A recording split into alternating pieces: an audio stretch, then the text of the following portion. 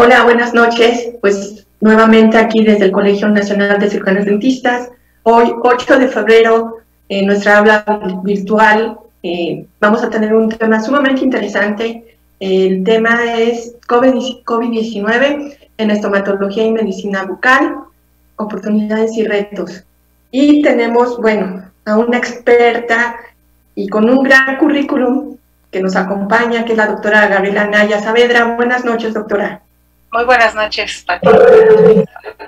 Bueno, pues vamos a leer un poquito de su currículum, porque si no nos llevaríamos toda la noche. Y lo importante es la plática, también su currículum, pero yo creo que la plática nos va a llenar un poquito más. Bueno, algunos nombramientos de la doctora. Es profesora investigadora titular de tiempo completo en el Departamento de Atención a la Salud en la UAM. Coordinadora de la maestría en Patología y Medicina Bucal en la UAM Xochimilco, que fue mi primera casa de estudios. Presidenta de la Asociación Mexicana de Patología y Medicina Bucal. También, bueno, la escolaridad de la doctora es cirujano dentista por la UNAM, especialidad en Patología y Medicina Bucal por la UAM, también doctorado en Ciencias Biológicas, Universidad Autónoma Metropolitana de Xochimilco. Y bueno, su producción científica, oigan, o sea, está súper interesante esto. Autora de 41 artículos especializados en investigación en revistas indizadas en el JCR, autora de 5 capítulos de libro y 2 de libros, autora y coautora de más de 160 trabajos en eventos científicos especializados nacionales e internacionales. Dirección de tesis, 27 tesis de licenciatura, 21 tesis de especialidad, 25 tesis de maestría y 3 tesis de doctorado. Y bueno, sus distinciones es como miembro del Sistema Nacional de Investigadores Nivel 2, vigencia 2024, editora asociada de Oral Diseases Journal, miembro del comité editorial del British Medical Journal y del International Journal of Seed and AIDS. Y bueno, tiene algunas asociaciones, academias, premios, 23 premios de investigación nacional y 5 internacionales, Travel Award en la IADR, y bueno, de más y más y más y más, el Best Review Paper de 2013. Doctora, pues tenemos con nosotros, la verdad, a una persona sumamente interesante en nuestro ámbito como cirujano dentista, como patóloga. Y bueno, ¿qué más les puedo yo decir? Más que escúchenla, anótenla y la verdad guarden esta plática porque en estos tiempos lo necesitamos. Bienvenida, doctora, al Colegio Nacional de Cirujanos Dentistas y pues adelante, el público es usted. Muchas gracias, Pati, por esta linda introducción. La verdad es que me siento muy honrada de la invitación que me hicieron. Le agradezco mucho, bueno, te agradezco mucho a ti las palabras que has dirigido y le agradezco también al doctor Juan Carlos Hernández que insistió mucho en que estuviera yo por acá porque le parece que este es un tema muy relevante y creo que compartimos ese interés en difundir las cosas que se saben hasta hoy en esta enfermedad que es nueva. Así que, pues sí, como dice la doctora Pati, guárdenla para que después la consulten y puedan ver cómo es la ciencia y cómo la ciencia va cambiando todos los días. Así que lo que tengo que decirles hoy, 8 de febrero, es lo que van a ver a continuación. Mañana a lo mejor ya cambió un poco el panorama, pero espero que no mucho.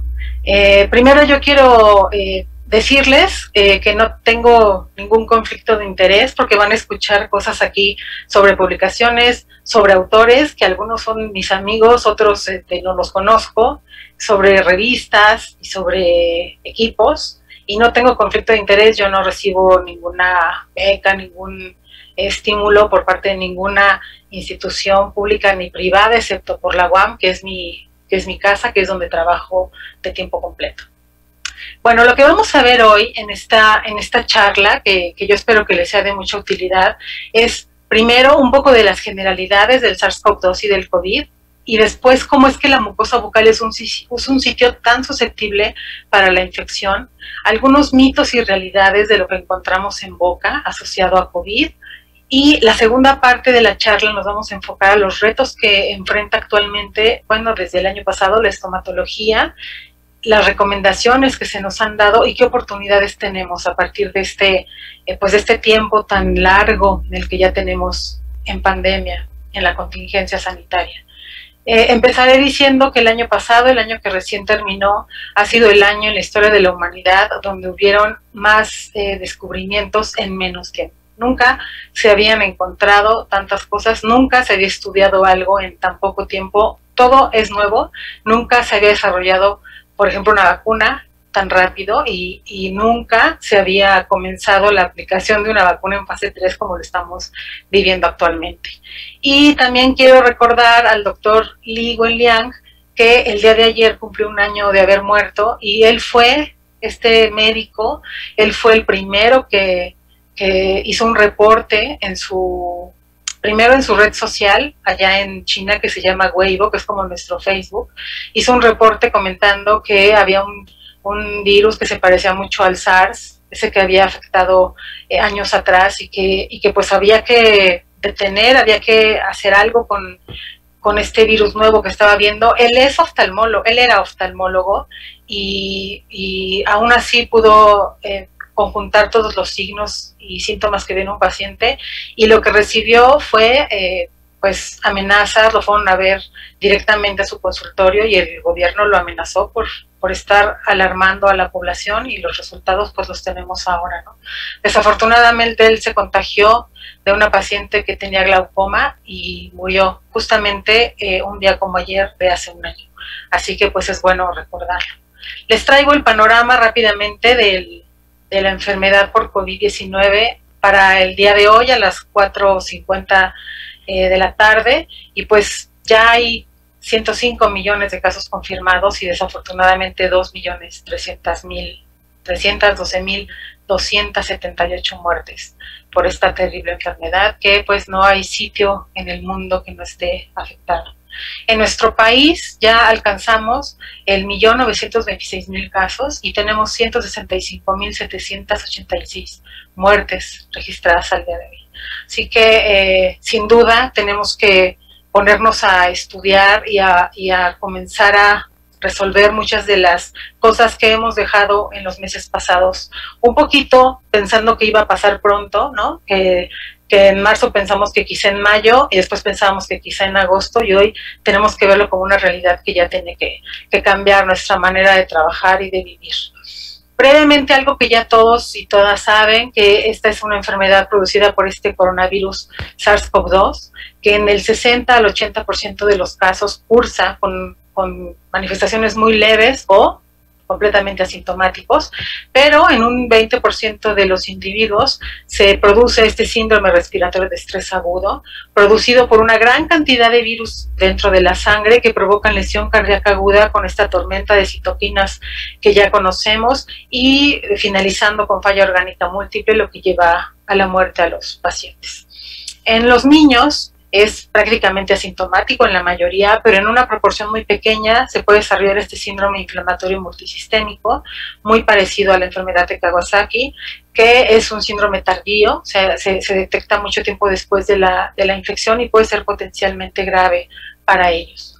Para que podamos comprender un poquito sobre la mucosa bucal y sobre por qué es tan importante tener ciertas precauciones en el consultorio estomatológico, pues tenemos que hablar del ACE2. Esta enzima, que se llama enzima convertidora de la angiotensina, que es una enzima que tenemos distribuida en muchas partes del organismo, particularmente en la vasculatura, hay una gran cantidad, y resulta que el coronavirus utiliza esta enzima para adherirse a las células y penetrar su material genético.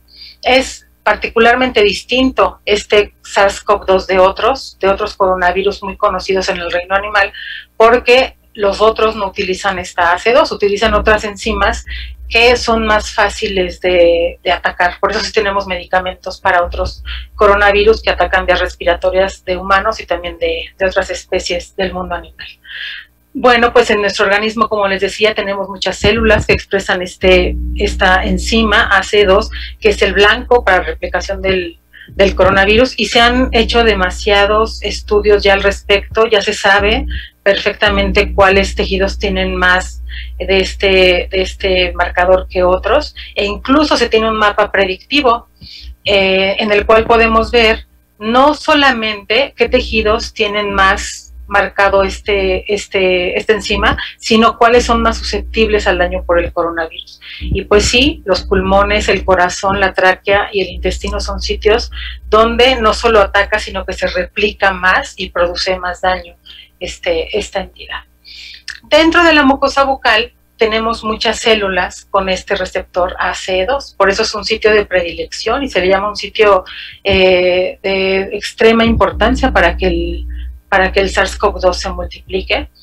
Lo que van a ver es el resultado de varios estudios y en todo se ve prácticamente lo mismo. La lengua es el sitio donde hay más expresión de ACE2 y por lo tanto puede haber más multiplicación del virus. Lo que hace el virus es llegar a encontrar esta molécula que se llama ACE2, se fija a ella como si fuera un rompecabezas, reconoce el sitio y una vez que lo reconoció, pues destruye una parte de su membrana para que pueda penetrar el RNA del virus y comenzar la multiplicación a gran escala del virus.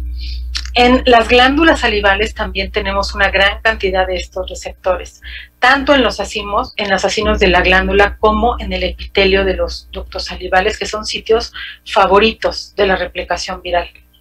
Por eso es que en la saliva de las personas enfermas o de las personas infectadas se encuentra una gran cantidad del virus. Hasta del 91 al 98% de los individuos pueden tener el virus y lo excretan por la saliva. La saliva por eso es una herramienta diagnóstica en esta enfermedad muy valiosa.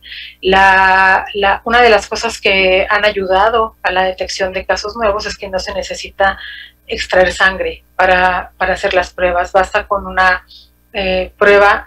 Ahora se hace el exudado nasofaríngeo justamente para esta infección, pero hay muchos estudios que han hipotetizado que si solamente se recogiera saliva de la boca se tendría una sensibilidad tan alta como la del exudado nasofaríngeo, que vamos a ver más adelante tiene sus peculiaridades y su dificultad para la toma. Esta gráfica lo que nos muestra es cómo la carga viral del virus aumenta justo cuando empieza la infección y puede disminuir abruptamente, pero vuelve a elevarse, vuelve a aumentar. Así que pacientes después de 10 o 12 días de hospitalización todavía tienen en la saliva altos niveles de este virus y por lo tanto son pues vectores, ¿no?, para que sean contagiados fácilmente.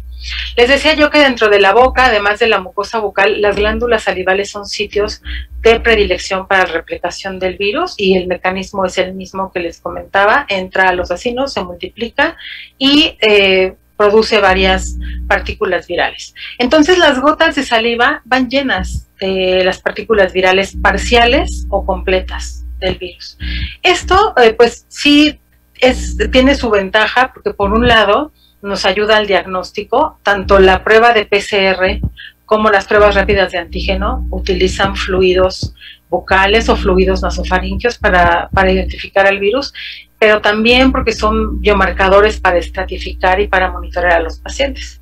Se puede realizar la detección de inmunoglobulinas también a partir de la saliva y seguramente después se comenzarán a desarrollar otros métodos de análisis para complementar el monitoreo de estos pacientes. Pero bueno, el riesgo es que la transmisión más fuerte, ya lo sabemos, está a través de las gotas que se expulsan tanto de la nariz como de la boca y en este caso en particular de las gotas de saliva. A este respecto, y dado que la glándula salival es el sitio dentro de la boca donde más virus se pueden multiplicar, pues es que se ha hecho una hipótesis sobre lo que puede pasar con los pacientes ya crónicamente enfermos o con los pacientes que duraron mucho tiempo con la infección y que fueron hospitalizados. Hay estudios como el de este grupo brasileño que han identificado que esta enzima convertidora de la angiotensina está presente tanto en las glándulas salivales como en los ductos salivales. Entonces la hipótesis que hicieron estos médicos chinos es que pues dado que el virus se multiplica dentro de los acinos glandulares, una vez que lleva a cabo la replicación de los viriones y estos son expulsados, los acinos, como muchas de las células que entran en ciclos líticos de la célula pues entrarán en necrosis. Y entonces si antes teníamos, por ejemplo, 3 acinos, terminaremos teniendo un acino glandular. Por un lado, el que los acinos glandulares se destruyan, aumentan las amilasas salivales en saliva y también se encuentra un aumento en la amilasa en la sangre, en las fases tempranas. Pero al paciente, con el paso del tiempo, este fenómeno que estamos viendo le ocasionará inflamación, le ocasionará dolor y entonces se va a instalar esto que llamamos cialadenitis aguda. Las glándulas salivales aumentan de tamaño, son muy dolorosas y forman parte del cuadro clínico de la enfermedad. Conforme se resuelve la infección, si es que se llega a resolver, entonces se forma tejido de granulación donde estuvieron estos acinos y empieza un fenómeno de fibrogénesis. ¿Qué quiere decir esto? Pues quiere decir que las glándulas, al ya no estar presentes en la cantidad en la que estaban, son reemplazadas por fibras colágenas, o sea, son reemplazadas por fibras de tejido conectivo. Y en este momento entonces es que se instalaría la cialadenitis crónica. El problema de este fenómeno del reemplazo de los acinos glandulares por fibras del tejido conectivo es sin duda la disminución en la cantidad de saliva que tenemos. Y sabemos que tener poca saliva en la boca puede traer consecuencias a corto, mediano y largo plazo muy importantes para el paciente. Lo primero es que pues se favorece la infección retrógrada, se pueden introducir en los conductos excretores salivales bacterias o microbiota normal de la cavidad bucal y provocar infecciones. También favorece el depósito de sales inorgánicas y lo que veríamos serían cálculos o cialolitos en los conductos salivales y pues todas las enfermedades intraorales que se presentan cuando tenemos poca saliva, empezando por la candidosis bucal, que es lo primero que puede aparecer, y hasta que lleguemos a fenómenos como el de la caries rampante, ¿no? Que sucede cuando hay poco líquido dentro de la boca. Al final lo que sucedería con estos pacientes es que hubiera estenosis, o sea, que se cierren los conductos y que haya cicatrices. Este es el panorama negativo que puede dejar la infección dentro de las glándulas salivales. Pero otro tema que se ha hablado mucho es sobre los síntomas que presentan los pacientes. Hay muchos estudios al respecto, se han publicado cientos de estudios sobre los síntomas de los pacientes con COVID-19 y pues como es difícil o es imposible revisar todos estos artículos, pues uno recurre a los metaanálisis o a las revisiones sistemáticas, que son estudios que justamente se encargan de revisar muchos trabajos y hacer análisis estadísticos sobre los resultados que presentan. Entonces uno de los metaanálisis más importantes que existen a este respecto es y menciona que hasta el 45% de los pacientes con COVID-19 tienen trastornos del sabor en cualquiera de sus formas.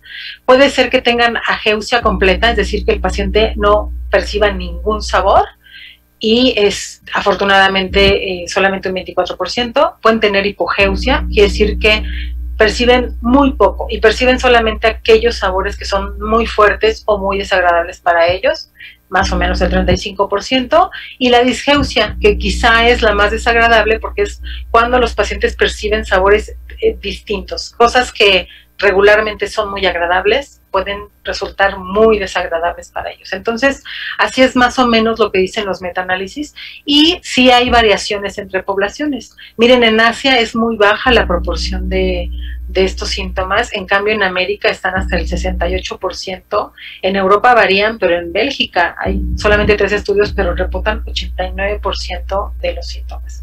Muchos de los estudios lo que dicen es que están relacionados con enfermedades leves y moderadas, y la explicación que yo encuentro para esto es que el paciente con una enfermedad leve, evidentemente, o enfermedad moderada, sí está más pendiente de los síntomas bucales. O sea, sí va a estar más consciente de que algo no te sabe bien, o que medio te sabe, o que te sabe horrible. Pero un paciente que está grave, un paciente que está luchando por respirar, ¿no? Y que después quizá esté intubado, el que no le sepan las cosas o el que le sepan distinto es lo de menos. Entonces yo creo que esa puede ser una de las razones por las cuales están más reportados en pacientes con enfermedad leve y moderada. Pero los diversos estudios que se han hecho en este sentido, sobre todo de grupos de neurología, mencionan cómo el SARS-CoV-2 es un virus neurogénico, o sea, que ataca específicamente las neuronas y que ataca las transmisiones de impulsos, y que pueden ir de cosas tan leves como lo que hablamos de trastornos de la percepción de los sabores o de los olores, hasta hipoxia cerebral o encefalitis, ¿no? El cuadro puede ser muy grave en términos neurológicos. Así que ese es otro tema que se va a seguir estudiando. Ahora vamos a entrar a hacer un repaso muy breve, pero bastante completo sobre lo que se ha reportado en piel en esta enfermedad. Y les traigo el primer reporte que se hizo, y si ustedes ven aquí, ese se publicó en mayo, y es un reporte que se publica desde Lombardía, que es un lugar en Italia donde fue esta explosión tan grande de pacientes con COVID. Lo que nos dicen este autor es que de los pacientes que revisaron en el hospital, el 20% tenía manifestaciones en piel. Eso es muy importante porque muchas enfermedades, el que puedan ser identificadas o detectadas a través de signos cutáneos es bueno, ¿no? Ayuda a la identificación de las enfermedades. Entonces vieron que solamente el 20% tenían manifestaciones cutáneas, y habían excluido muchos casos que por los medicamentos que estaban recibiendo pues podían tener estas erupciones eritematosas o la urticaria, que es común que se presente en pacientes que reciben medicamentos que antes no habían utilizado. Este estudio es muy importante porque las conclusiones que da son estas. Ellos dicen que cuando analizan los datos, ellos pueden hipotetizar que las manifestaciones que están viendo en la piel ocurren de manera muy similar a lo que se puede encontrar en cualquier otra infección viral.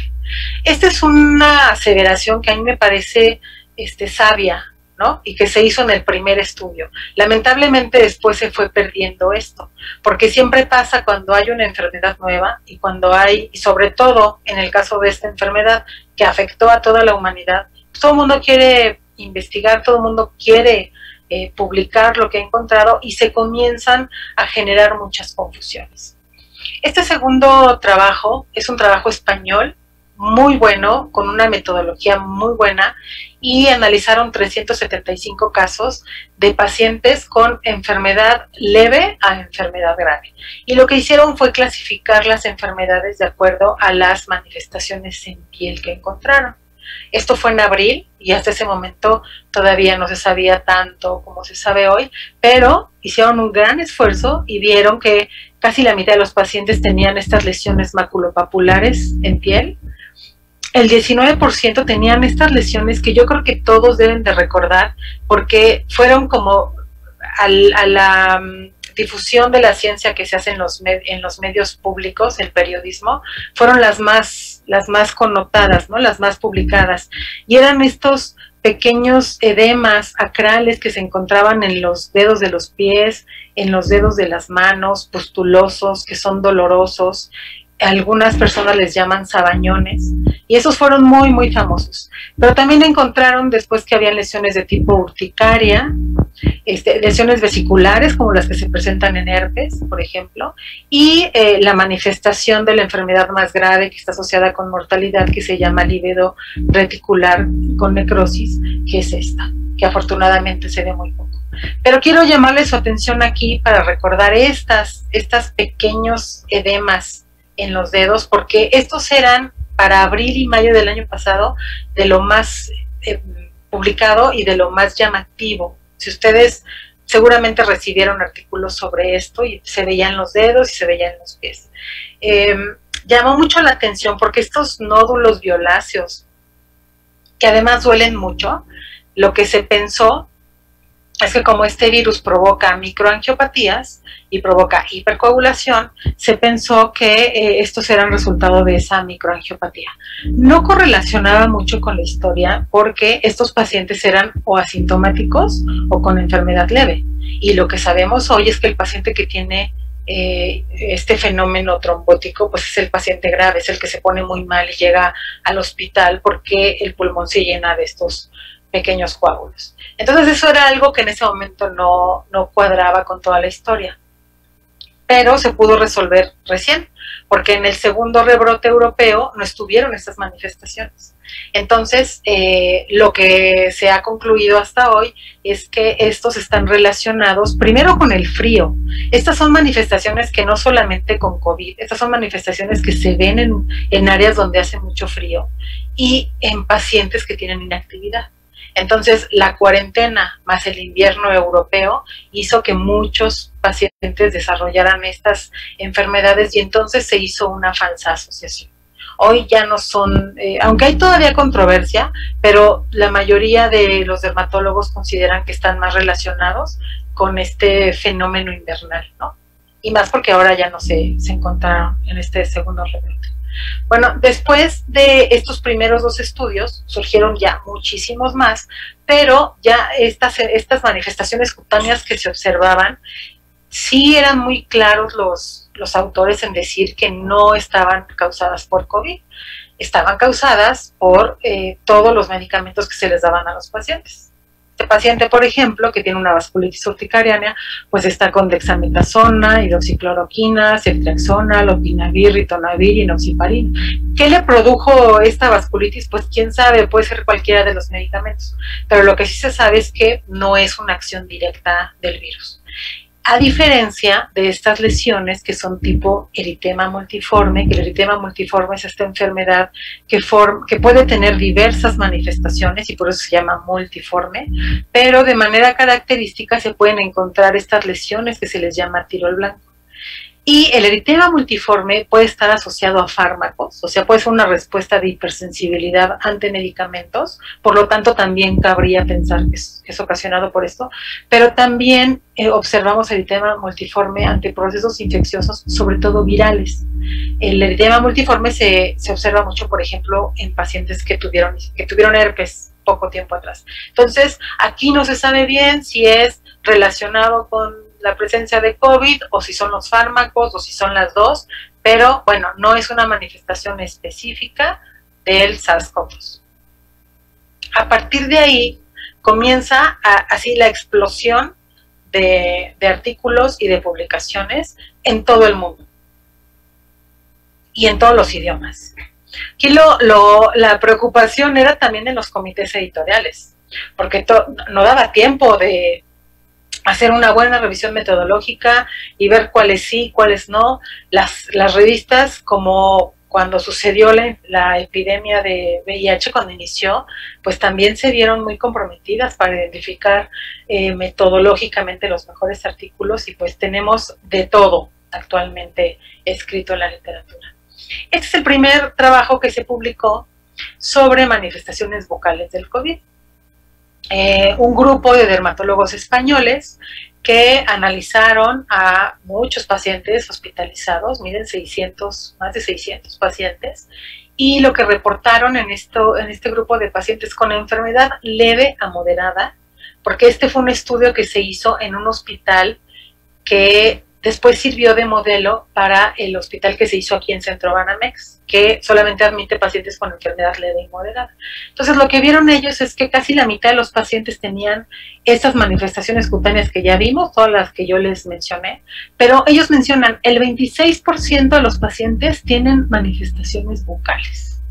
¿No? Primer trabajo, entonces, era muy importante leer este trabajo. Y cuando uno lo revisa con profundidad, pues nos dicen que el 11% tiene papilitis lingual, que quiere decir que las papilas de la lengua aumentan de tamaño, se inflaman, que el 7% tiene lengua crenada, que el 7% tiene aftas, que el 3.9% glositis repapilada, que esa pues es una descripción más que una manifestación. Están describiendo a una lengua que está inflamada y que perdió papilas, ¿no? Que el 3.9 tiene mucositis. Cuando mucositis pues es la inflamación de la mucosa y no nos dice mucho tampoco, y el 5 tiene ardor bucal. Entonces, este 26% de manifestaciones bucales está más relacionado con la cantidad de variantes de la normalidad y de alteraciones vocales que nosotros vemos en cualquier paciente. O sea, si nosotros vamos a un hospital y revisamos a 800 pacientes, nos vamos a encontrar también pacientes con lengua crenada, que es una condición pues que está más relacionada con la posición de los dientes, con el tamaño de la lengua, no es una entidad patológica, pues nos vamos a encontrar personas que tengan algo que se parece mucho a la glositis migratoria benigna o lengua geográfica. Es una condición que está presente en nuestra población y es solamente una variante de la normalidad. Entonces, de todas estas alteraciones, pues yo no me atrevería a decir que ninguna pudiera estar asociada con el COVID-19. Aquí el problema es que todos estos dermatólogos pues trabajaron solos, les faltó llamar a algún patólogo, que en España hay grupos de medicina bucal sensacionales de primer nivel y hubieran podido enriquecer mucho esta cohorte de pacientes que vieron. Bueno, después salieron más artículos. Al día de hoy hay aproximadamente 150 artículos, no, obviamente no se los voy a poner aquí, pero en la mayoría lo que se encuentran son úlceras. Ese es el hallazgo más común. Y les he dejado los títulos de los artículos que se han publicado para que vean cómo el título nos dice mucho. Por ejemplo, este dice: manifestación bucal de COVID es un síntoma inaugural. Este es un estudio francés y lo que nos muestra es una lengua con una microulcerita muy pequeña que puede estar causada por varias cosas, por muchos factores, pero sin duda yo no pensaría en una entidad patológica asociada con una enfermedad tan grave como esta. Y el mismo paciente tenía estas lesiones que ya les comento, pues todavía no está muy claro si sí son COVID o no. Parece que no, que tienen más que ver con la inactividad y con el frío. Después este trabajo que dice lesiones vesiculobulbosas asociadas con SARS-CoV-2, con la infección por SARS-CoV-2. Otro grupo español, y lo que nos demuestran son estas pequeñas úlceras en el paladar duro, en mucosa queratinizada. Aquí, si ustedes pueden alcanzar a ver, ven muchas pequeñas ulceritas que tienden a coalescer. Este es un fenómeno que se ve mucho en herpes, en el herpes intraoral. Así es como vemos el herpes intraoral, incluso el herpes zóster puede también parecerse a esto. Y pues aquí el problema es que las manifestaciones que están reportando es en pacientes hospitalizados, que tienen neumonías, que están tratados con corticoides, que están multitratados, hidroxicloroquina otra vez. Entonces no es raro que presenten manifestaciones, o sea, otras alteraciones concomitantes. Entonces aquí todavía clínicamente es muy complicado pensar que esto pudiera estar relacionado con SARS-CoV-2 porque se parece mucho a las manifestaciones del herpes. Pues después de que aparecieron estos trabajos, comenzaron las cartas a llegar a las revistas para decir: oigan, cuidado, lo que se está reportando puede no estar asociado con SARS-CoV-2, se parece más a las manifestaciones pues de la lengua geográfica, de las aftas o del herpes, y hay que ser más cuidadosos en las publicaciones. Este llamado que se hizo muy temprano, desafortunadamente no sirvió mucho, y ahora verán, más adelante van a ver por qué. Pero estos son los trabajos que se deberían de leer en la gente que hace difusión de la ciencia, en la gente que manda artículos para que se traduzcan y se publiquen en los periódicos. Más adelante van a ver por qué, porque se pone buena esta discusión. Bueno, estos otros tres trabajos van en la misma sintonía. Aquí nos dicen que si las lesiones por COVID son nuevos signos o manifestaciones secundarias, aquí ya por lo menos comienzan a decir, bueno, puede ser que sea secundario. Son pacientes internados. Fíjense, este paciente de 67 años con hipertensión arterial post-trasplantado, es decir, un paciente que está inmunosuprimido, que además tiene intubación orotraqueal, tiene hidroxicloroquina, ceftriaxona, acitromicina, trimethoprim, o sea, el Bactrim, y pues no sería raro que el paciente tuviera candidosis bucal. Aquí es muy claro que lo que estamos viendo es glositis migratoria benigna o lengua geográfica, una condición que, repito, es solamente una variante de la normalidad, no se considera una enfermedad, es una condición, es una entidad nosológica que podemos encontrar con relativa frecuencia. Entonces, aquí la metodología y la investigación sí falló un poquito, y siempre que presento esta foto digo que es como si pensáramos que que lo que parece ser un mucosel en la mucosa labial de este paciente pues estuviera relacionada con el coronavirus.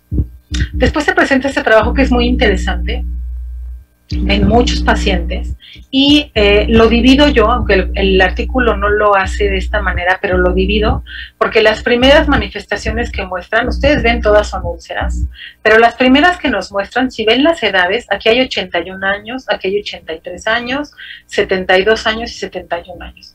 Todos son pacientes con enfermedad grave, o si no están por lo menos con oxígeno suplementario, están intubados.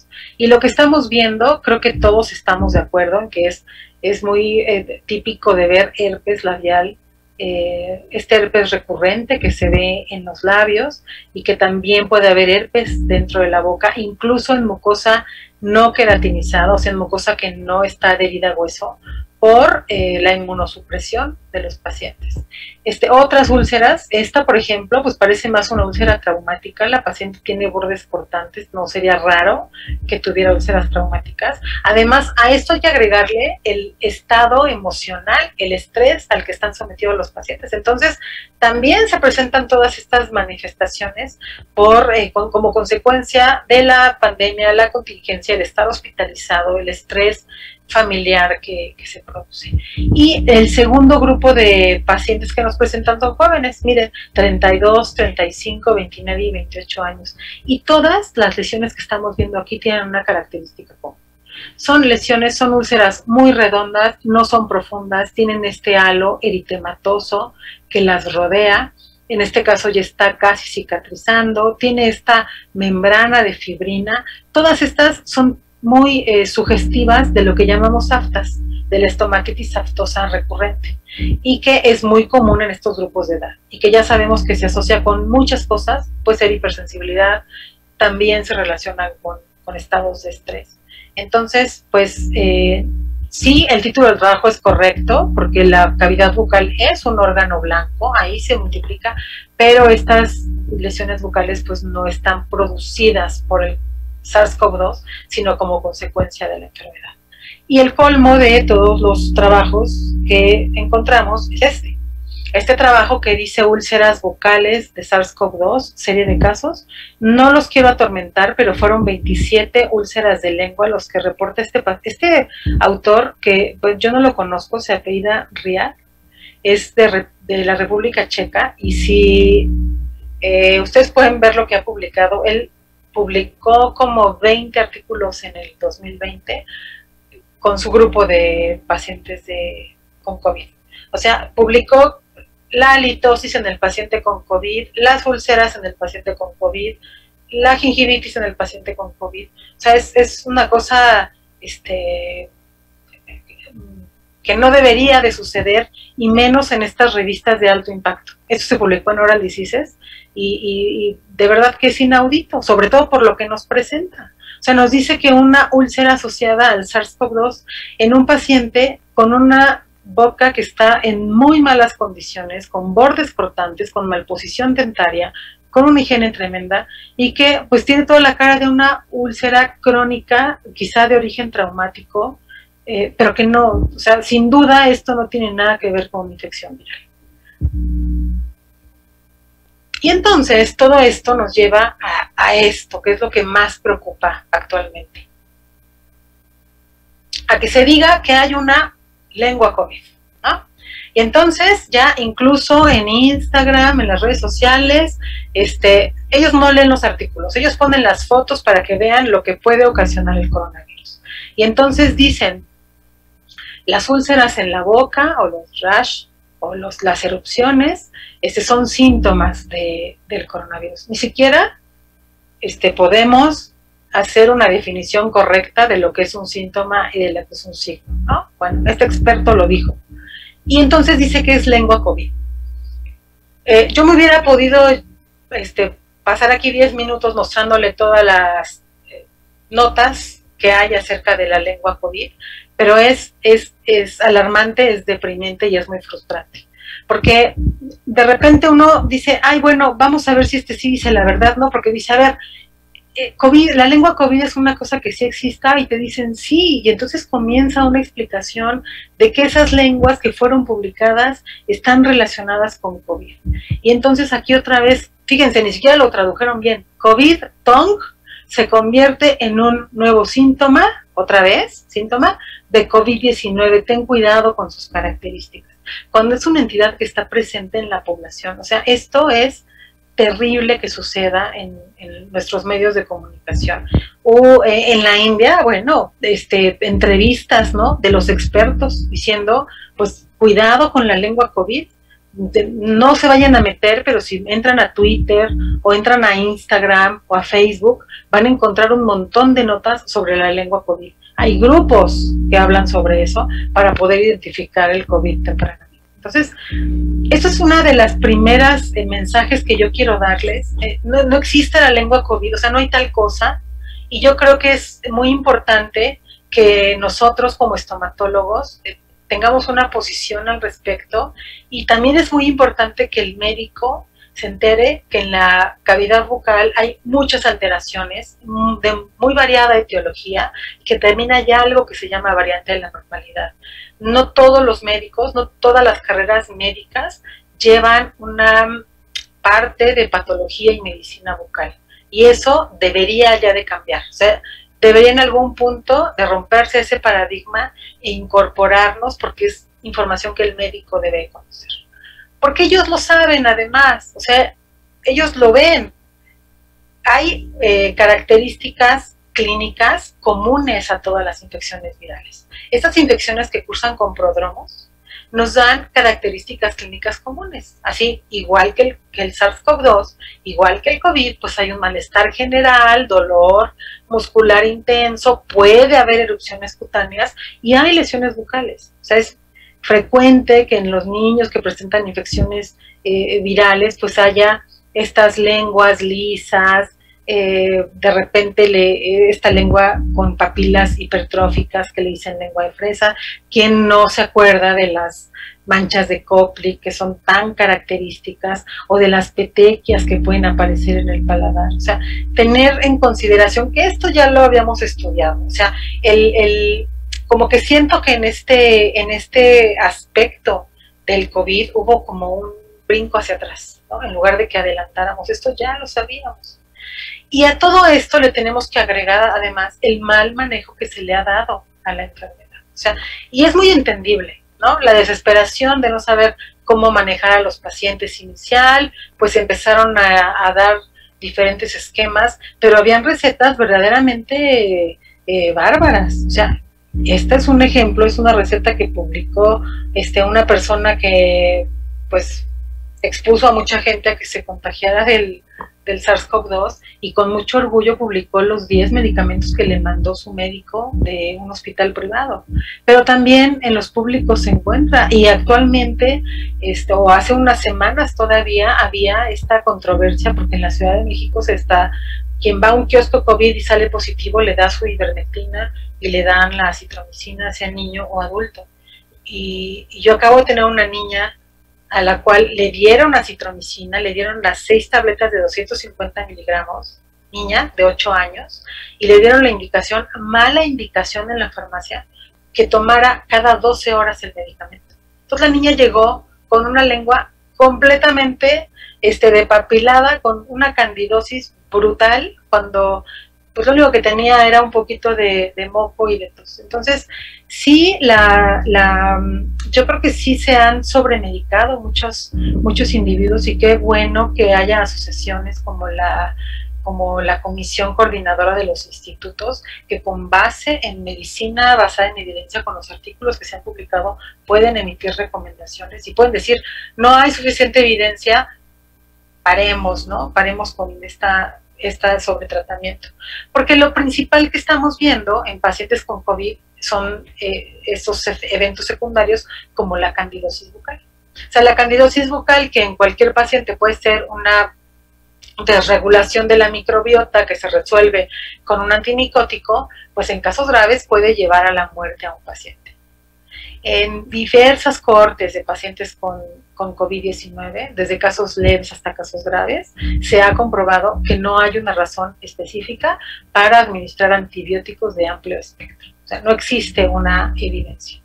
Y, sin embargo, se dan hasta en el 93% de los casos los pacientes tienen antibióticos de amplio espectro. Entonces, esto es lo que estamos viendo, candidosis eritematosa, que puede ser pues leve, aunque provoca muchos síntomas en el paciente y mucho ardor, y puede llegar a ser tan grave como estas candidosis pseudomembranosas que pueden comprometer aún más la vida de los pacientes. Entonces aquí también ese es pues, un llamado primero para que sí se controle la cantidad de medicamentos que se están dando y que se racionalice específicamente para qué pacientes sí lo requiere, porque por supuesto que habrá pacientes hospitalizados que adquieren otro tipo de bacterias intrahospitalarias y que necesitarán antibióticos, pero no es el caso de todos, ¿no? Y por otro lado, pues esto enfatiza la importancia de que haya un patólogo bucal dentro de los hospitales, que tiene que haber alguien que les diga, no, a ver, esto sí es normal, esto no, eso se podría tratar de esta forma, porque no está siendo así. En las unidades en las unidades de cuidados intensivos no hay especialistas en patología bucal.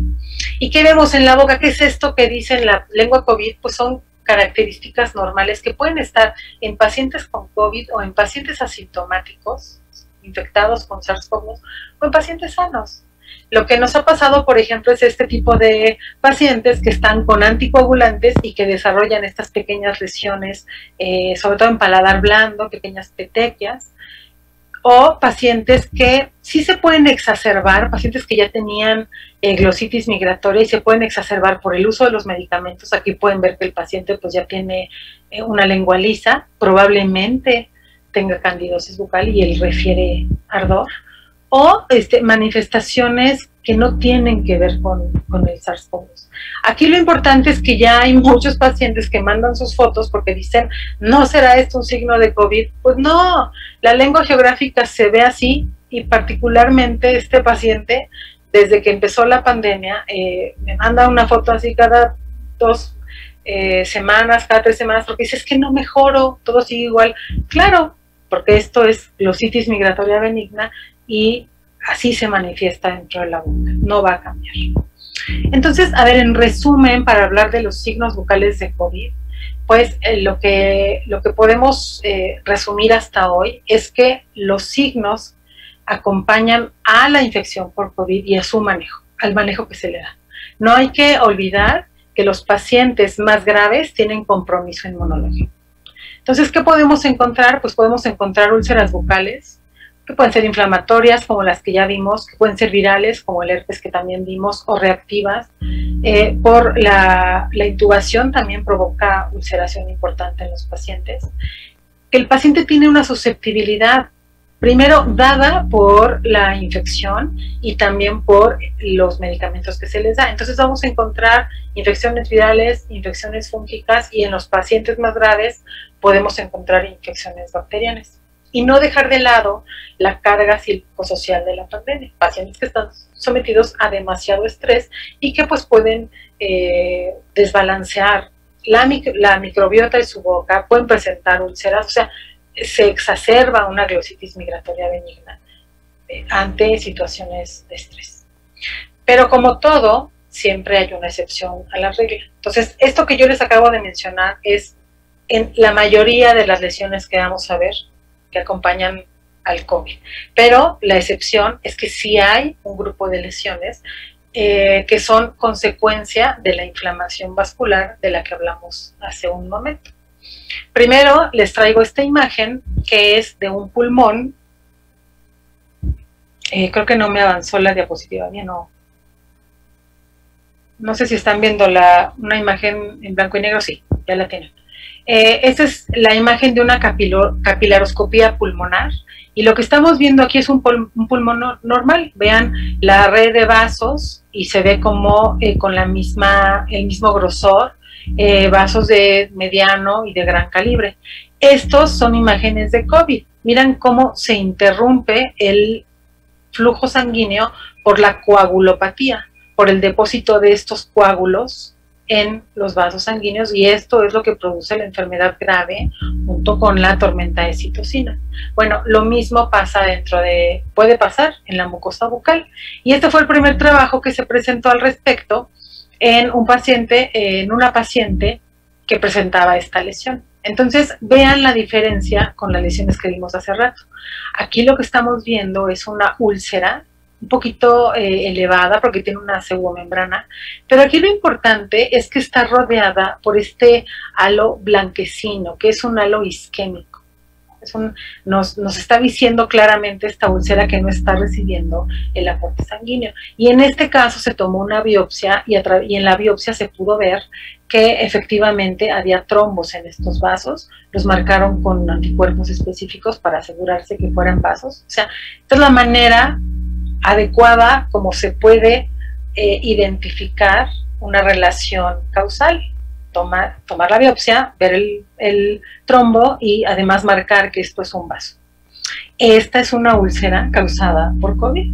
Son muy raras, primero, o sea, si esto quiero que quede claro, son raras, número 1. Número 2, los vamos a ver en pacientes que ya están en enfermedad moderada a grave, porque ya tienen coagulopatía. Y número 3, no necesitamos tomar una biopsia para estos pacientes. Que en este caso, qué bueno que se tomó porque está aportando información que no existía y es el primer caso, pero no tendría que repetirse la toma de biopsia en estos pacientes. Y también se han encontrado este otro tipo de lesiones que son acumulaciones de sangre, son estos pequeños vesículas que tienen un contenido hemático y también muchas petequias en el paladar, y también se tomó biopsia y pueden ver la congestión vascular tan importante que hay junto con un infiltrado muy, muy intenso alrededor de los vasos sanguíneos. Un último trabajo que también presentó este mismo grupo es donde además, ¿se acuerdan que al principio hablábamos de que la glándula salival estaba marcada por este ACE2, por esta enzima convertidora de la angiotensina? Bueno, pues después ya pudieron comprobar que no solamente eso, sino que también pues marca para la proteína spike del SARS-CoV-2. Entonces, sí, concluyente, podemos decir que en la mucosa bucal, en las glándulas salivales, hay coronavirus dentro de las células y se están replicando en esas células y pues sí es un sitio blanco. Muy rápidamente quiero hablarles sobre la inflamación y el COVID porque viene el tema de la enfermedad periodontal que recién surgió. Bueno, como también mucho se ha dicho, que un paciente desarrolle enfermedad grave se relaciona con esta tormenta de citoquinas. O sea, todas estas citoquinas se comienzan a producir y hacen que el paciente entre en falla sistémica grave, ¿no? En el COVID, igual que en otras muchas enfermedades, se aumenta el número de las proteínas de fase aguda, que son estas APPs, sobre todo de la proteína C reactiva, del dímero D, que es un marcador que nos habla de gravedad en estos pacientes, y de la galectina 3. La galectina 3 es fundamental en el desarrollo de la tormenta de citoquinas asociada a SARS-CoV-2. Y esto se los menciono porque hay publicaciones que hablan sobre la enfermedad periodontal y quiero verlo muy brevemente, pero sí es importante que lo platiquemos. A ver, porque en el individuo que tiene enfermedad periodontal o gingivitis, que además yo les quiero recordar la gran frecuencia o la gran prevalencia de estas enfermedades en la población del mundo, bueno, en estos individuos también están aumentadas las citocinas y las quimiosinas, tanto en la mucosa bucal como en el plasma. Hay muchos estudios de casos y controles que han comprobado esto. Hay más citocinas en ellos que en los pacientes sin enfermedad periodontal o sin gingivitis. La enfermedad periodontal tiene un modelo inflamatorio muy parecido al de otras comorbilidades. Muy parecido al de la diabetes, al de la obesidad, al de la hipertensión, al de la enfermedad cardiovascular. Y por lo tanto, la salud periodontal tiene un vínculo de retorno y de ida con las comorbilidades. No es por eso raro que un paciente con diabetes tenga más enfermedad periodontal, que el hipertenso tenga más enfermedad periodontal. Todas estas enfermedades lo que producen es más inflamación a nivel sistémico y eso impacta también en el periodonto. Ya se sabe que la enfermedad periodontal es más frecuente en individuos, por ejemplo, con diabetes o con obesidad. Y, por último, también esta galectina 3 que les estaba yo mencionando, que es fundamental para la tormenta de citoquinas en COVID-19 se relaciona con la severidad de la gingivitis y de la enfermedad periodontal. O sea, esos son datos para que los tengamos en cuenta. Pero les quiero presentar lo que se publicó hace unos días en el Journal of Clinical Periodontology, porque hicieron un estudio de casos y controles. Tienen casos con COVID, con enfermedad periodontal, y lo contrastaron con casos con COVID sin enfermedad periodontal. Entonces, lo que este grupo nos dice es que al tener enfermedad periodontal, nos pone 3 veces en más riesgo de ingresar a cuidados intensivos, en 4 veces más riesgo de ser intubado y fíjense esto, 8 veces más riesgo de morir por COVID. O sea, el artículo es muy contundente en ese sentido, ¿no? Diciendo que la enfermedad periodontal pues se relaciona con estos resultados tan lamentables cuando un paciente se infecta por COVID. Primero yo quiero comentarles que es muy importante a nivel estadístico ver los intervalos. Y me voy a enfocar en el intervalo de muerte, porque si te dicen, bueno, fíjate que tú tienes 8 veces más chance de morirte, pero te voy a decir que más o menos puede ser 1 vez más o 78 veces más. Cuando tienes un intervalo tan grande, tan amplio, es muy difícil hacer válida esa razón de Mobius. Entonces eso es lo primero que yo quiero comentar, pero lo segundo es que es muy importante que tengamos en consideración que la correlación no es igual a la causalidad. Eso es algo que yo creo que siempre nos han enseñado en todas nuestras clases de metodología de la investigación y que hay que saber separar la correlación de la causalidad, porque podemos caer en esta falacia del post hoc ergo, ¿no? ¿Qué pasa? Que lo que nos dicen en este artículo es que el paciente con enfermedad periodontal pues, se puede poner más grave por COVID y entonces puede morir. Y dejan a las comorbilidades y a la inflamación crónica como factores confusores, como factores que están por ahí, pero pueden confundirnos. Yo creo que como tenemos que ver estos artículos es que un paciente con enfermedad periodontal tiene inflamación crónica y muy probablemente haya comorbilidades también. Esta combinación nos puede dar un resultado catastrófico, ¿no? Puede llevar a la muerte, pero no es que la flechita salga de aquí y se vaya a COVID. La enfermedad periodontal, otra vez, está asociada a comorbilidades y está asociada a inflamación crónica. Así que hay que tomar con mucha cautela esos estudios, porque pues ya hay trabajos que dicen, el paciente con COVID le sangran las encías. Pues sí, claro, paciente que está muy preocupado porque no puede respirar y entonces una gingivitis que era leve quizá se exacerba y la higiene no es tan adecuada. Claro que van a pasar esas cosas y las vamos a observar. ¿Qué es lo que tenemos que hacer? Pues igual que nos han dicho con las recomendaciones generales, ¿no? Que son prevenir y mitigar, y nos han dicho, bueno, no quieres enfermarte grave de COVID, lleva una dieta balanceada, hidrátate constantemente, haz ejercicio. Bueno, pues lo mismo debe de pasar en la estomatología. En pacientes con y sin COVID, tendríamos que tener un control más adecuado de nuestros pacientes. Y hoy en contingencia, en pandemia, y sin también exagerar la higiene bucal y tener medidas más adecuadas, porque sí que la enfermedad periodontal va a provocar un microambiente pues más favorable para que haya un desenlace peor, pero no por sí mismo. Eso sí quiero que quede muy claro.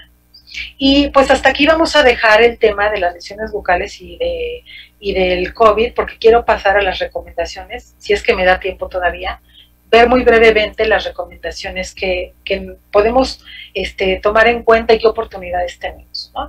El primer reto que tenemos es, pues ya lo sabemos, somos los trabajadores que tenemos más riesgo de todos para adquirir el coronavirus, ¿no? Por encima de los paramédicos, por ejemplo. ¿Por qué? Pues por la manera en la que trabajamos. Entonces, también ya sabemos que el coronavirus se puede transmitir por varias vías, que en el consultorio dental puede ser por gotas específicas de un paciente y que pueden contaminar superficies. Pero lo que más nos preocupa es esto, que son los aerosoles que se quedan en el aire. ¿Qué hacemos con estas gotas? Pues estas gotas las podemos tratar muy bien. y podemos aquí cortar la cadena de contagio, porque si tenemos adecuada desinfección de nuestros equipos, si tenemos bien el consultorio, con las salas de espera, como nos han dicho, separadas, ya tiene que haber muy pocas cosas en la sala de espera, tenemos que ser minimalistas, los dentistas, gabinetes donde tengamos todo guardado, de manera que se pueda hacer una limpieza rápida y eficiente de toda la superficie. Pues vamos a eliminar este riesgo. Este es el que es nuestro reto más grande, eliminar los aerosoles, porque en el consultorio dental se quedan los aerosoles en el aire y pues yo creo que el peligro, el problema no debería de ser que nosotros estuviéramos expuestos, ¿no? Porque al final de cuentas, pues ustedes pueden estar todo el tiempo con el equipo de protección completa, pero tenemos más pacientes y tenemos que vigilar mucho ahí la ética, ¿no? No podemos utilizar una pieza de mano y después dejar que el siguiente paciente entre si no adoptamos ciertas medidas. ¿Qué nos dijeron al principio? Pues evitemos ciertas cosas. Evita el uso de pieza de mano, evita el uso de jeringa triple, solo radiografías extraorales, incentiva los instrumentos manuales, prepara manualmente los conductos y sobre todo esto que sí me parece muy importante, utilizar técnicas absolutas de aislamiento dental. Esto es una cosa que sí debería de llevarse a cabo. El tercer reto que tenemos es elegir la urgencia. Hay diferentes esquemas para ver cuándo sí es una urgencia y cuándo no. Este es el que nos presentó el Grupo Español muy temprano en la pandemia y a mí me parece muy bueno. Después puedo dejarles el vínculo para que lo puedan consultar, pero me parece muy bien. Sin embargo, pues la urgencia para un paciente puede ser muy distinta que para otro, ¿no? Entonces, este es un tema bien personal y también un tema del estomatólogo, definir qué sí es una urgencia y qué no, porque el atender solamente urgencias ha traído consecuencias económicas bien importantes. En Reino Unido bajó 70% el ingreso de los estomatólogos, y yo creo que aquí en México también. La diferencia es que en esos países hay apoyos económicos, o sea, les están dando entre 5,000 y 50,000 euros para que puedan, pues, adaptar sus clínicas a la realidad actual. Pues en México no va a pasar eso es una realidad y no podemos seguir trabajando como trabajábamos antes, ¿no? Muy contentos con nuestra Filipina y el cubrebocas ahí colgando. Entonces, tenemos que hacer un análisis bien importante porque efectivamente todos queremos comer, todos queremos llevar dinero a la casa, pero si por ahí nos vamos a llevar a gente de por medio, habrá que ver qué hacemos. Y lo que podemos hacer es disminuir los riesgos. Primero es ver que potenciales diseminadores son todos, o sea, desde el asintomático hasta el convaleciente. Cualquiera de ellos, en el contexto del consultorio dental con aerosoles, todos son potenciales diseminadores.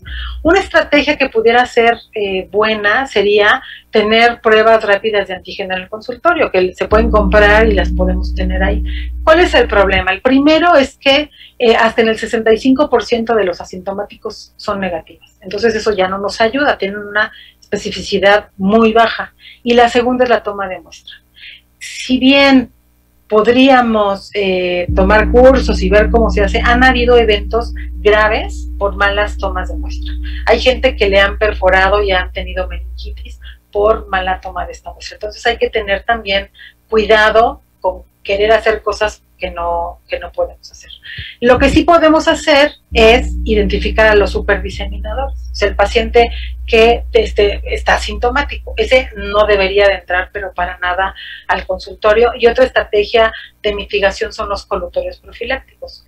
In vitro, en cajas de Petri, se ha visto que la iodopovidona y el cloruro de acetilpiridino sí inactivan al SARS-CoV-2. No se ha hecho un estudio clínico en vivo, pues, para ver esta efectividad, así que hay mucha controversia al respecto, pero este colutorio profiláctico tiene su tiempo de acción, ¿no? Porque se lo pueden dar al paciente cuando llega al consultorio, pero acuérdense lo que vimos de las glándulas salivales. Ahí se sigue produciendo el virus. Y entonces la saliva nueva que salga va a traer virus. Por lo tanto, es una medida temporal, que no puede durar mucho. Lo que sí es que por favor nadie utilice peróxido de hidrógeno, es cáustico, causa daño a las células y no funciona para inactivar el coronavirus. Lo que nos dice la OMS es que pues tenemos que tener presión negativa, ¿no? Eso quiere decir que tenemos que cambiar nuestros consultorios y por lo menos tener una habitación que sea donde se van a trabajar los aerosoles con 12 cambios de aire por hora. Pues eso se necesita mucho dinero para llevarlo a cabo. Es difícil que podamos cumplir con esto, si no imposible. Lo que sí podemos hacer es tener ventilación mecánica entre pacientes y utilizar ciertas estrategias. Primero es la succión de alto volumen, que ya existen muchos aparatos distintos para poder lograr esta succión de alto volumen. Existen estas cámaras aislantes que a mí no me parecen buena idea, pero se están comercializando. Me parece que pues de por sí a veces es difícil atender a un paciente y luego con esta caja pues creo que no va a haber buena visibilidad y luego la higiene de la caja también va a ser compleja. Pero bueno, cada quien sabrá si lo puede aplicar o no. Otra es tener filtros en las líneas de agua de todas las unidades, filtros efectivos, ¿no? Dejar correr el agua. En la literatura se menciona que durante 20 minutos se deje correr el agua para que pues todo lo que se pudo haber ido por reflujo salga y que se utilicen biocidas también en las líneas de agua. Esto es muy importante, utilizar filtros, que puede ser el HVE, que son filtros caros, como este que están viendo ustedes aquí. Son filtros que se aplican directamente cerca de la cara del paciente y están succionando todos los aerosoles que salgan. Estos son de alto volumen y son costosos, pero hay filtros EPA de muy diferentes características, que son también de alta eficiencia, y se ha comprobado su utilidad desde hace muchos años. Entonces, una estrategia que puede llevarse a cabo es esta. Aquí lo importante es cambiar los filtros con frecuencia, porque si no los cambiamos con frecuencia, pues van a proliferar muchos otros microorganismos, no el SARS-CoV-2, y eso pues se convierte en algo peor, ¿no? Otra cosa de la que también se ha hablado mucho es de las lámparas de luz UV. Esto lo quiero mencionar porque hay de muchos tipos y hay que tener mucho cuidado con esto. ¿Cuáles sí son las efectivas? Pues las lámparas de nivel hospitalario. Y son lámparas que se utilizan cuando ya no hay nadie, actúan solas en el equipo y sobre todo tienen eficiencia para superficies. La eficiencia para el aire es reducida. Entonces, en ese sentido, los aerosoles no serían tan adecuados de tratar con las lámparas de luz ultravioleta. Pero se los traigo porque hay muchísimos ahorita en el mercado y lo importante es que muchas de ellas, primero, no son UVC, algunas son UVA o UVB. Segundo, producen ozono también, o sea, eso chéquenlo perfectamente, porque estas que son tan baratas como 200 pesos, no son efectivas y uno puede estar pensando que está desinfectando superficies cuando no lo están haciendo, y es más fácil limpiar con las sustancias que ya sabemos que son efectivas para eliminar el coronavirus. Entonces, en ese sentido, sí tengan cuidado. Yo no quiero decir que ninguna sirva, sí hay, pero las que sirven son caras, no es una estrategia que sea económica y también requiere su tiempo para que sean adaptados. Entonces, el reto 5 es elegir qué cambios sí podemos llevar a cabo. El que es necesario, y es muy fácil que lo hagamos, es el triage telefónico y presencial, para ver que el paciente, desde que agenda la cita hasta que llega, pues no tenga ninguno de los síntomas y que no ha tenido contacto con nadie con síntomas. Tenemos que tener áreas comunes amplias y ventiladas que faciliten el distanciamiento. La desinfección tiene que ser constante. Esto ya es una necesidad. Los sistemas de succión de alto volumen, y si se puede aplicar estos filtros, mucho mejor. La presión negativa, yo les repito, no creo que sea una realidad que se pueda dar ni siquiera en el mediano plazo. Usar de manera adecuada todo el equipo de protección personal. O sea, tenemos que aprender a utilizarlo y tenemos que aprender que el lavado de manos tiene que ser de todos. O sea, el paciente, el asistente, la que está en la oficina, todos tienen que llevar a cabo el lavado continuo de manos. ¿Por qué este reto 5 es tan importante elegir? Pues porque eso va a ir de la mano de los costos. El equipo de protección personal es carísimo. O sea, en cuanto empezó la pandemia todo subió y tenemos que cambiarnos todo con cada paciente. Y si a esto le sumamos que para poder llevar una desinfección adecuada necesitamos tiempo, pues eso se traduce en menor número de citas en el consultorio. Eso, pues, ¿qué tendría que reflejar? Pues costo más alto de los tratamientos, que definitivamente no va a ser costeable para los pacientes. Entonces, aquí otra vez nos enfrentamos a dinámicas sociales bien complicadas de tratar, ¿no? O sea, parece que este coronavirus, que este SARS-CoV-2, sí está afectando a las poblaciones de menos recursos. Porque ¿quién se va a infectar? Pues las personas que vayan a los consultorios que no pueden aplicar las medidas que estamos comentando. Y desafortunadamente va a pasar. El reto 7 es el más importante que yo creo que con el que tenemos que irnos de aquí, que es el conocimiento. Tenemos que aprender a elegir la información que obtenemos. La infodemia no solamente se da en las redes sociales y en WhatsApp. La infodemia se da en todo tipo de fuentes y ya vimos algunas publicaciones que es infodemia, ¿no? Entonces, tenemos nosotros que actualizarnos constantemente para actualizar a nuestro equipo, a las personas que están cerca de nosotros y para informar a nuestros pacientes. A todos nos llegan estos videos por WhatsApp, nos pueden llegar 10, 20 videos por WhatsApp, no los vean, eso es información chatarra. Yo lo que les digo, yo lo que les aconsejo es sigan a gente que conozcan, que sepan de su trayectoria, que sepan que lo que les está diciendo es real, que está basado en el conocimiento. Y yo les voy a dar 3 tips. Los 3 son del Instituto Nacional de Nutrición, excelentes infectólogos. El doctor Juan Luis Mosqueda es infectólogo que está en León y él es de verdad alguien que comunica muy bien la ciencia y que la explica perfectamente. El doctor Alejandro Macías también, leerlo, escucharlo es una maravilla y uno aprende mucho de él y tiene un criterio y un rigor científico muy importante. Y la doctora Brenda Crabtree, que está también en nutrición y que ha hecho una labor bien importante para la educación de los pacientes, de la gente, de las personas. Entonces, procuren acercarse a estas personas que sí nos van a permitir analizar y tomar las acciones que sean importantes. Dentro del conocimiento también está esto, aprender cómo nos tenemos que poner y cómo nos quitamos el equipo de protección personal. No es fácil, no es fácil y hay que tener toda una metodología, no solo nosotros, también nuestro equipo, y hay que practicarlo varias veces porque ahí es donde vienen los contagios, en uno de estos errores. Pero yo les vuelvo a repetir, para mí, desde mi punto de vista, nosotros nos podemos estar cuidando mucho, pero no podemos ser egoístas para dejar esos aerosoles en el consultorio y el paciente ¿qué? A mí me parece que lo más importante en lo que nos tenemos que enfocar ahora, que ya sabemos todo esto, es en la bioseguridad de mi paciente. Y el último reto que les voy a comentar es el de los estudiantes. O sea, los estudiantes están haciendo prácticas preclínicas a distancia. No hay prácticas clínicas actualmente y hay una diferencia bien grande entre lo que pasa en América y lo que pasa en Europa. Aquí lo que estamos haciendo es facilitarles la graduación y están egresando. Y yo me pregunto con qué calidad están egresando.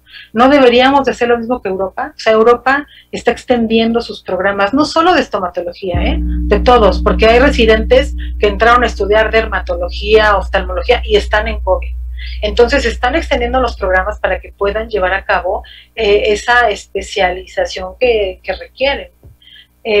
Yo creo que deberíamos de hacer un análisis muy importante para detener el ingreso de nuevos estudiantes y quedarnos con los que tenemos para trabajar con ellos y hacer que salgan bien preparados, porque seguir metiendo estudiantes no creo que sea una buena idea.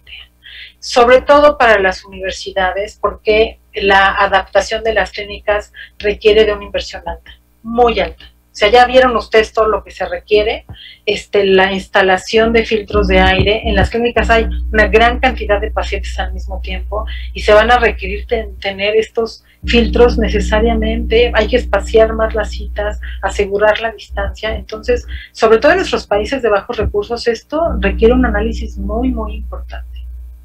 Pero no todo es desgracia, o sea, no todo es vámonos preocupados. Quiero terminar la charla con las oportunidades que nos ha dado esta pandemia, ¿no? Que son muchas.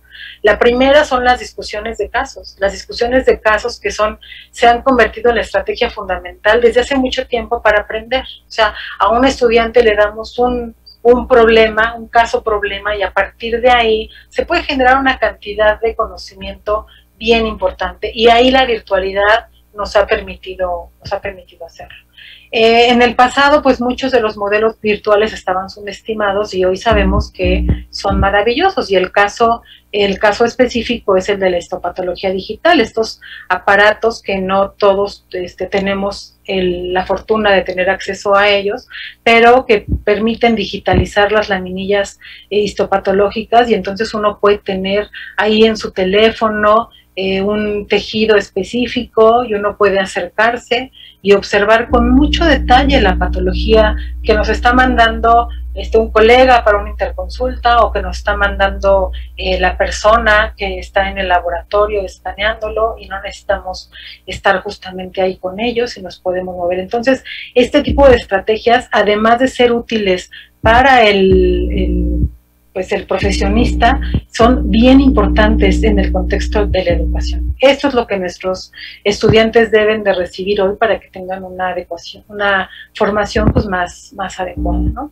Sin duda, esta pandemia nos ha ayudado a comprender mejor muchas cosas, ¿no? El haber estudiado una enfermedad tan a profundidad en tan poco tiempo, pues nos ha regalado mucho conocimiento, y nos ha permitido establecer otras habilidades diagnósticas e incorporar la telemedicina, que la telemedicina es algo que se había estado trabajando, pero había mucha controversia entre que si servía o no servía.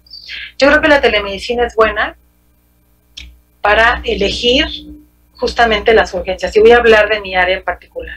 Cuando un paciente nos manda una foto, pues sí podemos definir si ese paciente necesitamos verlo urgentemente porque puede ser algo grave que tenemos que atender, o pudiera esperar un poco. Entonces, en ese sentido, la telemedicina es muy buena.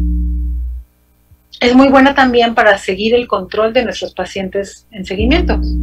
Hay pacientes que están tomando medicamentos de empleo delicado y que hay que estarlos monitoreando y viendo cómo van. También nos sirve para intercambiar información entre colegas, pero tiene sus limitantes. Primero es que el paciente les manda una foto, entonces no podemos ver cómo es adecuado todo el entorno bucal y poder hacer un diagnóstico integral.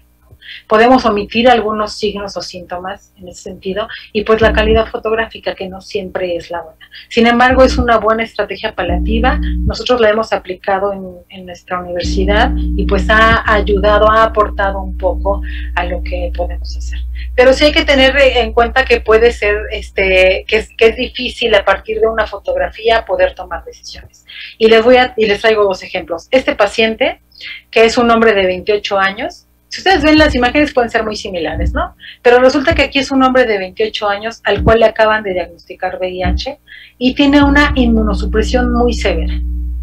Es muy distinto este caso al de una mujer de 71 años con diabetes mellitus, con una neutropenia bastante grande, y que menciona que le hicieron extracciones. Este paciente no le hicieron extracciones. Entonces uno puede establecer ciertas diferencias. Este paciente con esta inmunosupresión probablemente tenga un proceso maligno y requiere una biopsia y requiere tratamiento. Y esta paciente pues tiene mucho tiempo con esto. A la paciente se le dieron medicamentos antirresortivos, y entonces este es un proceso crónico, una osteomielitis que hay que atender, pero que no urge que la vean en este preciso momento. Otros dos casos que van a ver también parecen lesiones muy similares, pero miren, este es un hombre de 31 años, también diagnosticado con VIH recientemente, todavía más inmunosuprimido que el anterior, con 21 días con esta úlcera que le duele muchísimo. Y este paciente, hombre de 52 años, que ha fumado durante 20 años 7 cigarrillos, no tiene laboratorios y pues tiene 10 meses con una lesión que empezó pequeñita y aumentada.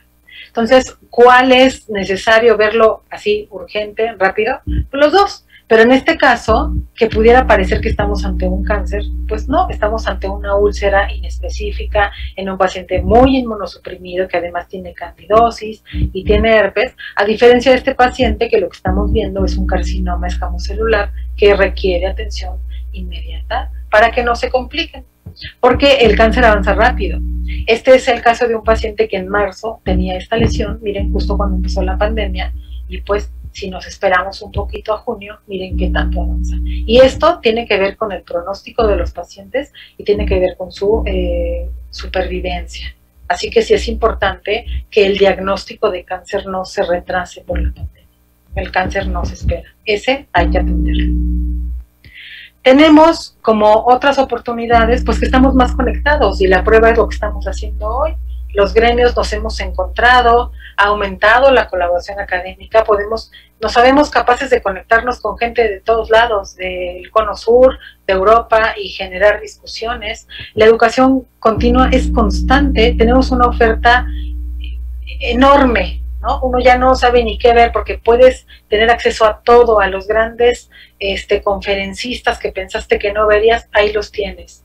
Hemos aprendido nuevas metodologías educativas y hemos aprendido sobre todo que no necesitamos gastar un montón de dinero para ir a un congreso y escuchar a un gran conferencista, lo podemos contactar y lo podemos tener fácilmente. Y aquí aprovecho para hacer un comercial antes de terminar, porque justamente a finales de este mes, el 25 y 26, tenemos el 9º Congreso de la Asociación Mexicana de Patología y Medicina Bucal, que va de la mano con la reunión de la Academia Iberoamericana de Patología y Medicina Bucal, que cumple sus 25 años. Tiene un programa maravilloso, tiene conferencistas de primer nivel. Yo les recomiendo que se asomen a la página y si tienen oportunidad de registrarse, háganlo, porque el cartel del programa es de verdad muy, muy bueno. Pues como recomendaciones finales, yo lo que les podría comentar es que sí pensemos en que tenemos que tener lugares ventilados. O sea, las dos condiciones que sí no hay manera que no las cumplamos es consultorios muy ventilados, minimalistas, o sea, ya no pueden tener todo lo que tenían, porque si tenemos aquí modelos, el wet mix y no podemos limpiar, tiene que estar todo guardado. Esto sí, ventilación y tiempo entre pacientes. Un paciente se va, tenemos que tener media hora por lo menos para higienizar, para desinfectar todo y poder recibir a otro. Si van a utilizar pieza de mano, aerosoles, procuren que sea en sus últimos pacientes, no en los pacientes de la mañana. Pueden comprar estas luces ultravioleta, asegúrense bien que tengan el ISO, que estén validadas, que sean UVC y que no produzcan ozono.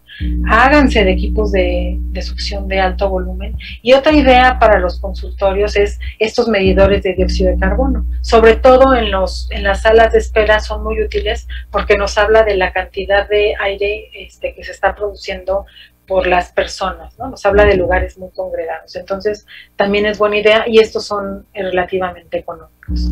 Y al final yo creo que tenemos que recordar la máxima hipocrática, que aunque no nos la hacen curar, pues tenemos que recordarla porque también para nosotros lo primero es no dañar. Entonces, que eso no se nos olvide. Y pues, yo les agradezco mucho su presencia en esta charla. Les dejo mis datos porque en la UAM, aunque ahorita está este pasto así de crecido porque pues vamos muy poquitos ahí, seguimos trabajando, tenemos un programa gratuito de detección temprana de lesiones bucales, ahí están mis correos, la página de internet del posgrado y el Facebook del posgrado donde podemos estar en continua comunicación. Yo solamente soy una parte de ese posgrado, hay profesores con muchísima experiencia, mis maestros que están ahí, entonces todos podemos estar comunicados con ustedes. Y pues finalizo esta charla felicitándoles por el día de mañana, que tengan un día muy feliz y muchas gracias por su atención. Ok, doctora, pues fue una plática sumamente llena de enseñanzas, de instrucciones muy prácticas, ¿sí? De de muchas dudas que muchos de nosotros como cirujanos dentistas teníamos. Y bueno, para mí tuvo muchísimas enseñanzas. En este momento me voy a atrever a compartirle algunas dudas, algunos comentarios que nos han llegado, sumamente interesantes. Dice Quique Bello, dice, con tanta desinformación por el desconocimiento de este virus, ¿qué sabe al respecto sobre la fabricación de un escáner para la detección del mismo en pacientes como parte de las pruebas? No lo sé, o sea, un escáner como de qué tipo, no menciona más. No, pero sería bueno investigarlo. No sé a qué se refiera, pero la identificación del virus es básicamente a través del PCR en tiempo real, que es el RT-PCR, y pues las pruebas rápidas que lo que hacen es identificar partículas virales. Así, un escáner no tengo conocimiento. Y el RT-PCR es el estándar de oro para la identificación de la infección, así que no creo que surja otra cosa mejor que esa. Claro, la doctora Angélica Muñoz dice, excelente plática, doctora Gabriela, un orgullo, vamos, Xochimilco. Y doctora, en las pruebas rápidas que son tomadas comúnmente, si las glándulas salivales poseen la carga viral, ¿no se podría hacer una toma en carrillos para tener una respuesta? El problema con hacer toma de carrillos es que nos estamos llevando material genómico de toda la mucosa bucal. Entonces vamos a tener células de nuestra mucosa que se están descamando, células descamadas también de las glándulas salivales y mucho DNA de toda la microbiota. O sea, ahí va a ir DNA de, pues la microbiota está formada por bacterias, por hongos, y entonces de esa manera se hace menos, se optimiza menos la prueba, porque tienes una gran cantidad de otros DNAs. Al hacer la prueba en saliva o en el exudado nasofaringeo, sí te aseguras que sea de fluido y que tiene la menor cantidad de células y de microbiota. Claro. El doctor Francisco Vázquez dice, hola, buenas noches. Soy ortodoncista y me infecté con SARS-CoV-2, COVID-19. Estuve hospitalizado por más de 2 meses y como complicaciones tuve neumonía. Después de 2 meses aún tengo como complicación post-COVID parálisis de cuerdas vocales y de lengua. Esto sería también una consecuencia importante que podríamos anotar, ¿no? Claro, lo que se le llama síndrome post-COVID, ¿no? Tiene un abanico de manifestaciones bien grande. Y les mencionaba yo ese círculo que vimos que diseñaron los neurólogos que están estudiando COVID, porque definitivamente el tejido nervioso es un tejido muy afectado por el virus. ¿Por qué? No lo sabemos. Creo que lo que más curiosidad causa de este virus es por qué es tan agresivo con algunas personas y con otras no. Porque también, no sé qué edad tenga el doctor, pero hay personas jóvenes que son muy afectadas y seguramente tiene que ver con alguna característica genética o con algo del genotipo de los individuos que los hace más susceptibles a la acción viral. Claro, usted mencionó que, bueno, este virus ataca al sistema nervioso periférico, por lo tanto pares craneales, y de ahí, bueno, se pueden desarrollar muchísimos pues consecuencias, ¿no? Yo tengo una conocida, una niña, una señorita de 21 años, que le están dando terapia porque también fue afectada como parálisis facial. Entonces son una serie de consecuencias en el sistema nervioso periférico. Así es. Bueno, y aquí nos comentan también, muy completa y asertiva exposición sobre el tema. Felicidades, doctora Gabriela. Su opinión, por favor, acerca del dióxido de cloro en pacientes sintomáticos y asintomáticos. Bueno, nunca en la humanidad, yo creo que nunca van a dejar de existir estas sustancias, ¿no? Estas sustancias milagro. Digo, si tenemos homeopatía, como por qué no vamos a tener dióxido de cloro. Me parece muy grave, me parece grave la credibilidad que se le da en ciertos grupos. Ya hay muchas publicaciones sobre el daño hepático y renal que produce el dióxido de cloro. Entonces, lo que nos refleja al final de cuentas es el analfabetismo científico tan grande que tenemos. No estoy hablando de nuestro país, ¿no? Estoy hablando del mundo, que nos podemos creer que la 5G puede estar relacionada con esto, ¿no? Entonces, yo lo que diría es, tengamos mucho cuidado con estas cosas. La ciencia tiene una metodología, hay que ser rigurosos. También entiendo la parte de la desesperación, ¿eh? También entiendo que cuando se te cierra todo y no tienes otra opción, pues recurras a eso que a alguien le pudo haber funcionado empíricamente. Pero sí hay que tener cuidado, porque yo creo que vamos a comenzar a ver manifestaciones más grandes de es cloro, al final de cuentas es cloro, es algo tóxico para el organismo, y pues sí es muy lamentable que se esté comercializando. Así es. Bueno, tenemos a Quique Bello, dice, debido a la mala información por falta de estudios más profundos, ¿cómo y en qué se basó para decidir o elegir un grupo específico para presentarnos esta información? De la mayoría de los estudios, sobre todo cuando hablé de sintomatología o de general de los tejidos, son metaanálisis. Cuando tienes muchos artículos, pues tienes que recurrir a estas revisiones sistemáticas que hacen análisis específicos.